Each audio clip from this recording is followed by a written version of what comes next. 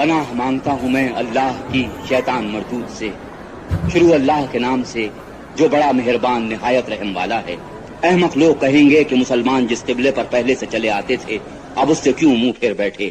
تم کہہ دو کہ مشرق اور مغرب سب اللہ ہی کا ہے، وہ جس کو چاہتا ہے سیدھے رستے پر چلاتا ہے۔ اور اسی طرح ہم نے تم کو امت معتدل بنایا ہے تاکہ تم لوگوں پر گواہ بنو اور پیغمبر آخر الزمان صلی اللہ علیہ وسلم تم پر گواہ بنے۔ اور جس قبلے پر تم پہلے تھے اس کو ہم نے اس لیے مقرر کیا تھا کہ معلوم کریں کہ کون ہمارے پیغمبر کا تابع رہتا ہے اور کون الٹے پاؤں پھر جاتا ہے۔ اور یہ بات یعنی تحویل قبلہ لوگوں کو گراں معلوم ہوئی، مگر جن کو اللہ نے ہدایت بخشی ہے وہ اسے گراں نہیں سمجھتے۔ اور اللہ ایسا نہیں کہ تمہارے ایمان کو یوں ہی کھو دے، اللہ تو لوگوں پر بڑا مہربان اور صاحب رحمت ہے۔ اے محمد صلی اللہ علیہ وسلم، ہم تمہارا آسمان کی طرف منہ پھیر پھیر کر دیکھ رہے ہیں، سو ہم تم کو اسی قبلے کی طرف جس کو تم پسند کرتے ہو منہ کرنے کا حکم دیں گے، تو اپنا منہ مسجد حرام یعنی خانہ کعبہ کی طرف پھیر لو، اور تم لوگ جہاں ہوا کرو نماز پڑھنے کے وقت اسی مسجد کی طرف منہ کر لیا کرو۔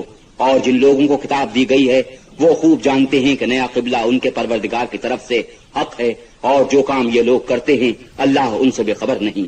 اور اگر تم ان اہل کتاب کے پاس تمام نشانیاں بھی لے کر آؤ تو بھی یہ تمہارے قبلے کی پیروی نہ کریں، اور تم بھی ان کے قبلے کی پیروی کرنے والے نہیں ہو، اور ان میں سے بھی بعض کے قبلے کے پیرو نہیں۔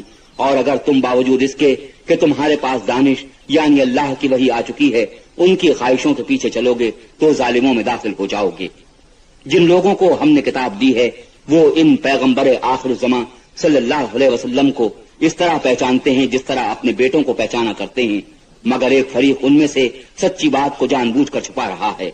اے پیغمبر صلی اللہ علیہ وسلم، یہ نیا قبلہ تمہارے پروردگار کی طرف سے حق ہے، تو تم ہرگز شک کرنے والوں میں نہ ہونا۔